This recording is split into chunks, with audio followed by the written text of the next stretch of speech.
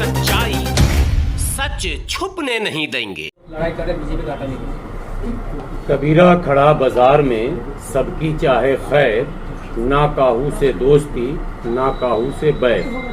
All India United मुस्लिम मोर्चा अपने गठन से लेकर आज तक पूरी तरह से किसी भी पॉलिटिकल पार्टी से अटैच हुई ही नहीं और होगी भी नहीं। हम लोगों का जो मुख्य उद्देश्य है वो ये है कि मुसलमानों की जो आर्थिक स्थिति है, जो सामाजिक स्थिति है, जो शैक्षणिक स्थिति है, वो दिन ब दिन पीछे की तरफ जाता जा रहा है। कई कमीशन बने, कई आयोग बने, सबकी रिपोर्टें आई, सच्चर कमेटी की रिपोर्ट आई, रंगनाथ मिश्रा की आई, कुंडू की आई, लेकिन आज तक किसी भी सरकार ने समझ लीजिएगा, आप इंडिया का सवाल किया इसलिए मैं कह रहा हूं, किसी भी सरकार ने किसी भी कमीशन की रिपोर्ट पर अमल ही नहीं किया। ईमानदारी से और बेईमानी से नहीं, अमल ही नहीं किया। तो फिर कमीशन बनाने और करोड़ों रुपया उस पर खर्च करने का मकसद क्या था, ये एक मुद्दा है। हम मुसलमानों को बताना चाहते हैं क्या है, क्यों ऐसा हुआ। दूसरा कि क्या हम बताते ही रहेंगे कि कुछ हम करेंगे भी, वो हमने एक रोड मैप तैयार किया कि नहीं, हम बताते नहीं रहेंगे बल्कि हम साथ साथ सिखाते रहेंगे और पॉलिटिकल पार्टियों को मजबूर करते रहेंगे कि आपको ये काम करना ही होगा। मजबूर तब करेंगे जब पहला ये नारा जो हमारे वक्ता तकरीर में कह रहे थे कि भाजपा फासिस्ट पार्टी है और उसको हराए बगैर मसले का हल नहीं है, ऑल इंडिया यूनाइटेड मुस्लिम मोर्चा इस बात को सिरे से खारिज करती है।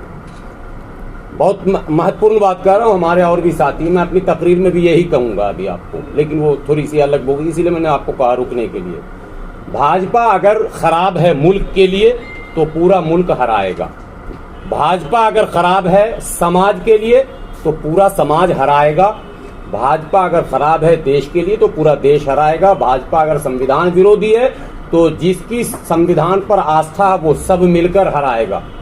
केवल मुसलमान भाजपा को हराने का ठेका लेकर ममता बनर्जी के सर पर ताज, नीतीश कुमार के सर पर ताज, उद्धव ठाकरे के सर पर ताज, मनमोहन सिंह और राहुल गांधी के सर पर ताज सजाने का काम नहीं करेगा। समझ में आई बात?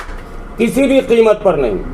हम तमाम सो कॉल्ड सेकुलर पार्टियों को ये बताना चाहते हैं कि 1952 से अब तक जो पॉलिटिकल सेटअप है यहाँ डेमोक्रेसी में, उसमें मुसलमानों से तब के सरकार से लेकर अब के सरकार तक और सेंट्रल गवर्नमेंट से लेकर स्टेट गवर्नमेंट तक, बाबरी मस्जिद से लेकर बाबरी से बराबरी तक, पॉइंट समझेंगे, बाबरी से लेकर बराबरी तक और दादरी से लेकर दरी बिछाने तक का हिसाब हमें चाहिए।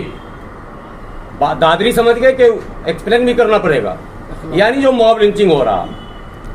1989 से पहले मुल्क में ये बात फैलाई गई कि दलित और मुसलमानों पर ज्यादा जुल्म हो रहा, उसमें दलित पर ज्यादा जुल्म हो रहा, शेड्यूल कास्ट पर।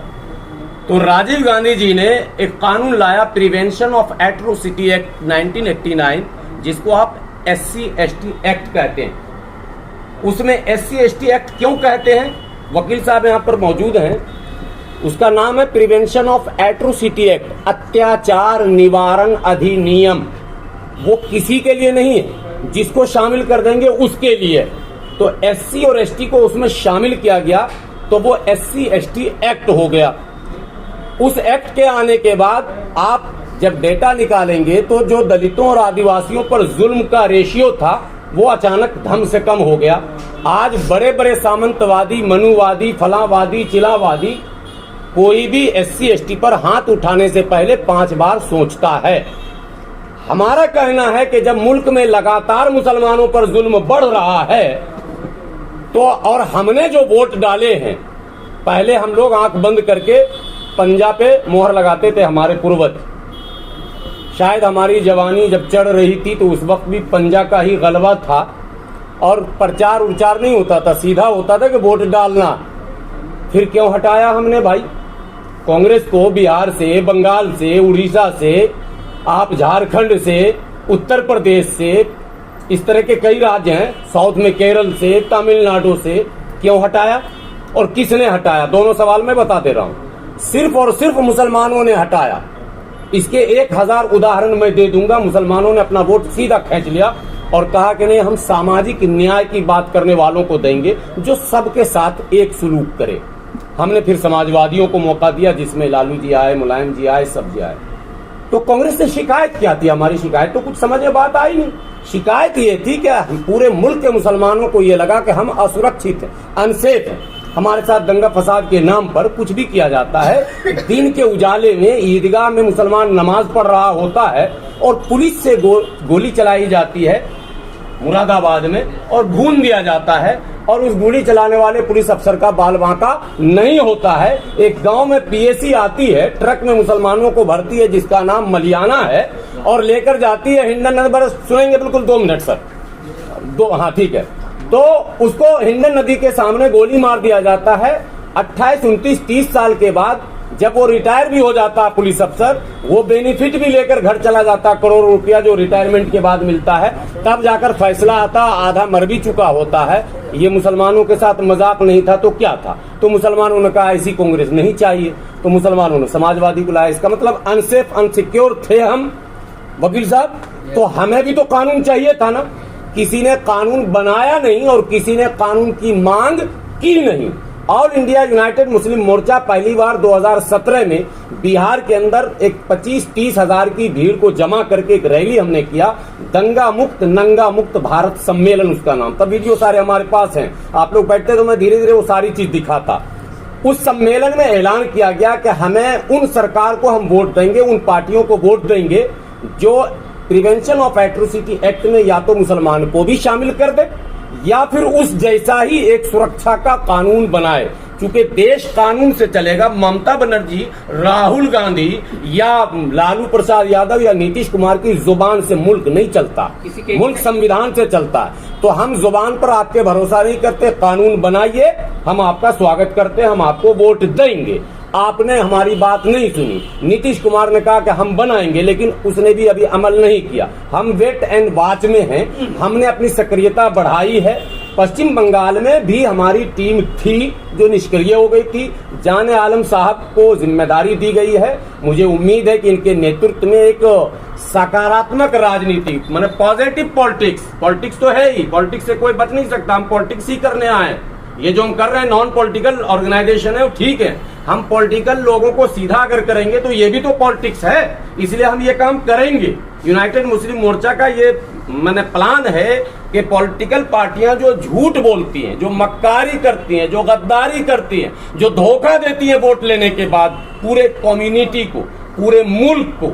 देखिए, कॉमनल पॉलिटिक्स और कॉमन पॉलिटिक्स, ये 2 शब्द याद रखिए भाई। 1 सेकंड, ये बहुत महत्वपूर्ण चीज है, आप कट के फिर दूसरे में चलाइएगा। देश में 2 धारा भी है, एक कॉमनल पॉलिटिक्स को बढ़ावा दे रहा है, एक कॉमन पॉलिटिक्स को। हमारा कहना, कॉमनल पॉलिटिक्स से हिंदू का भी नुकसान, मुसलमान का भी नुकसान, सिख का भी नुकसान, ईसाई का भी नुकसान, बौद्धिस्ट का भी नुकसान, जैन का भी नुकसान, सबका नुकसान है। कॉमन पॉलिटिक्स रोजी रोटी, पढ़ाई लिखाई, दवाई, कमाई, सड़क, बिजली, पानी, नौकरी चाकरी।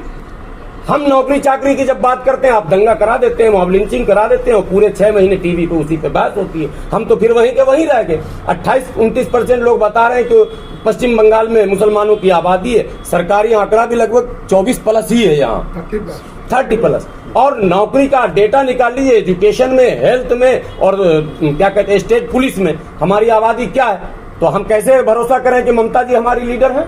कैसे भरोसा करें? क्या अकॉर्डिंग जो मतलब जो हमारा पॉपुलेशन है उसके बराबर नहीं तो कम से कम 50% भी तो दो हमको। आप आबादी 30%, पुलिस में 2%, 3%, एजुकेशन में 2%, 3%। ये राजनीति बंद होनी चाहिए। हमारा दुश्मन भाजपा नहीं है, देश का दुश्मन है। देश निमटेगा, मुसलमान निमटेगा सिर्फ अपने मसले पर। हमें हमारा हक चाहिए, हमारी आबादी के अनुपात में हिस्सेदारी चाहिए, भागीदारी चाहिए, नौकरी चाहिए, पॉलिटिकल पर्सन भी हमारे चाहिए, मिनिस्ट्री भी चाहिए, आयोग भी चाहिए। सारी चीजों में हम हिस्सा बराबर कर लेंगे। हम भाजपा को नहीं हराएंगे। हम भाजपा को हराते हराते खुद हार चुके हैं। अब हम हारने के लिए वोट नहीं करेंगे, न हराने के लिए करेंगे। Vote for equality, vote for समानता, वोट फॉर न्याय, जो हमारे साथ इंसाफ करेगा उसको वोट, जो हमें बराबरी का हिस्सा देगा उसको वोट। अब अगर कोई नहीं देगा तो फिर हम दोबारा विचार करेंगे, लेकिन जिसको मेरा वोट चाहिए उसे देना पड़ेगा। यही सारांश है यूनाइटेड मुस्लिम मोर्चा का। आपका पूरा नाम और डेजिग्नेशन फिर से बता दीजिए। हाफिज साहब, मेरा एक छोटा सा क्वेश्चन, मैं कामरान जो है हमेशा आपसे बात होता रहता है, ये यूनाइटेड मुस्लिम मोर्चा संगठन का जो मिशन है और जो लक्ष्य है वो आपने काफी उम्दा तरीके से बताया है, ये काफी अच्छा मुबारकबाद है। लेकिन आज मुसलमान 5 वक्त जिस इमाम के पीछे खड़ा रहता है वो दुनियादारी से मुसलमान को हमेशा से भटकाता रहा है। प्लीज, क्योंकि हमेशा से आप जिस मसले की बात करते हैं ये दुनिया से रिलेटेड है, और ये जो आप 5 वक्त जिसके पीछे खड़ा होकर नमाज करते हैं वो आखिरत की बात करते हैं। नहीं ठीक है, बस हो गया, हम समझ गए सर। छोड़ करके आखिरत। हाई कोर्ट के सीनियर वकील जब तकरीर कर रहे थे, मैं यही चाह रहा था, बातें कही हैं, आपको लगता है जवाब तो उसमें सब मिला होगा। काफी अच्छी बिरादरी और इलाका और इमाम और मस्जिद, बिल्कुल नहीं। तमाम लोग अच्छी बातों को पसंद करते हैं, सच्ची बातों को पसंद करते हैं, और सच्चाई ये आईने की तरह है कि हर रियासत में हमारे साथ नाइंसाफी हो रही है, और सेंट्रल गवर्नमेंट ने भी हमारे साथ नाइंसाफी की है, चाहे पिछली सरकार हो या आज की सरकार हो। मोदी जी ने कहा था सबका साथ, सबका विकास, सबका विश्वास, हमको लगा कि विश्वास जीतेंगे, लेकिन 10 साल के बाद आखिरी में उन्होंने पसमानदा कह के फिर वहीं लाके पहुंचा दिया। हमें उनसे भी शिकायत है, सबसे शिकायत है, लेकिन हम मोदी को हराने के लिए, एक दुश्मन को हराने के लिए दूसरे दुश्मन को तब तक स्वीकार नहीं करेंगे जब तक वो दुश्मन ये न कह दे कि पीछे जो गलती हुई है उसके लिए माफी चाहता हूं, आइंदा ऐसा नहीं होगा, और आपका जो वाजिब हक है वो आपको मिलेगा। कोई गैर वाजिब डिमांड नहीं है मुसलमानों का। मुसलमान वाकई सच्चर कमेटी की रिपोर्ट और रंगनाथ मिश्रा कमीशन की रिपोर्ट ये बताती है कि यहाँ हम दलितों से भी बदतर हैं, तो फिर SC/ST एक्ट में हमें क्यों नहीं शामिल किया गया? अनुच्छेद 341 जो SC को रिजर्वेशन प्रोवाइड करता है, मुस्लिम डोमिनेटेड एरिया में वकील साहब आप SC सीट रिजर्व कर देते हैं, यानी मुसलमान 50% वोटर है और वहां वो अपना प्रतिनिधि नहीं चुन सकता है।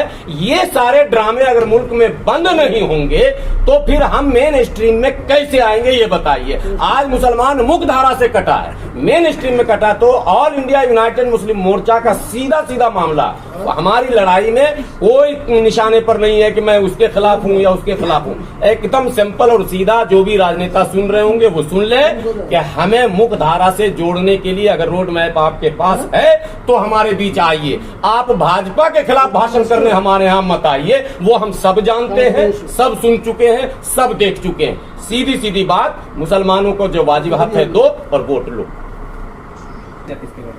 हमारे लोग तो सबको चाहते हैं, चाहना भी चाहिए सब। मैं तो दुआ करता हूँ मुल्क का हर आदमी वजीर आजम बन जाए। ये कौन सा चेहरा, कौन सा चेहरा? जो अच्छा होगा, जो नेक होगा, जो सबका भला चाहेगा, जो सबको हक देगा, किसी का हक नहीं मारेगा। हम उसको चाहेंगे कि वो मुल्क का वजीर आजम बने, वही विधायक बने, वैसा आदमी जो किसी के साथ नाइंसाफी न करे, वही MP बने जो सबके साथ प्यार, मोहब्बत, भाईचारा, अमन, शांति के साथ रहना सिखाए। हमें हिंदू, मुस्लिम, सिख, ईसाई, जैन, पारसी नहीं करना, हमें भाजपा, कांग्रेस और TMC और में नहीं करना। हमें है अच्छे लोग आए, सबके साथ इंसाफ करें।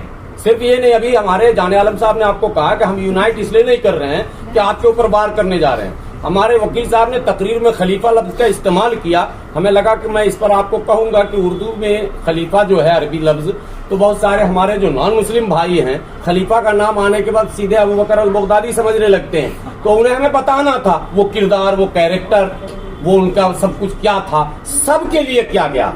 और एक बात आखिरी सुनकर जाइए आप लोग, अगर सबके लिए ना किया गया होता, हमारे एक मुकर्रिर थे पीछे हैं, क्या नाम उनका, जरा सा हमारे बड़े भाई जान शाहदुद्दीन भाई, इन्होंने जो बातें कही मैं आज उसको भी आपको कह दूं आखिरी वक्त में। यहाँ 150 साल, अंग्रेज कितना साल रहा था? 2 मैंने भागते भागते 200 साल मान लीजिए उसका। मुगल कितने साल रहा जी? 400। खिलजी भी रहा, ऐबक भी रहा, तुगलक भी रहा, सब मिला लेंगे तो 400-500 साल। वो एक भी इतिहास में निकाल के दिखाइए किताब में, मुगलों भारत छोड़ो, खिलजी भारत छोड़ो, ऐबक भारत छोड़ो, तुगलक भारत छोड़ो, बलबन भारत छोड़ो, कहीं आपने पढ़ा है क्या? नहीं पढ़ा। लेकिन अंग्रेजों भारत छोड़ो है, क्यों? ये सवाल का जवाब कोई दे ही नहीं रहा हिंदुस्तान में। इसका मतलब कि उन तमाम जो हुक्मरान थे उस जमाने में ऐसे हालात बने ही नहीं थे कि मुल्क के लोग कहते कि तुम भागो यहाँ से। सीधा सिंपल सा क्वेश्चन का आंसर है। लेकिन आज सियासत क्या हो रही है, एक कह रहा हम औरंगजेब के मजार पे जाएंगे, एक कह रहा तुम नहीं जाने देंगे। तो ये सब हम लोग बंद करना चाहते हैं। कौन किसके मजार पे जा रहा और कौन नमाज में जा रहा, कौन मंदिर में जा रहा। भारत का संविधान सबको पूरी तरह से स्वतंत्र रखता है। आप मस्जिद जाएं, मंदिर जाएं, चर्च जाएं, गुरुद्वारा जाएं, जहां जाना जाएं, मगर इंसाफ आपको सबके साथ करना है। इंसाफ के लिए आपको ये हुकूमत दी गई है, आपको बेईमानी के लिए नहीं दी गई है।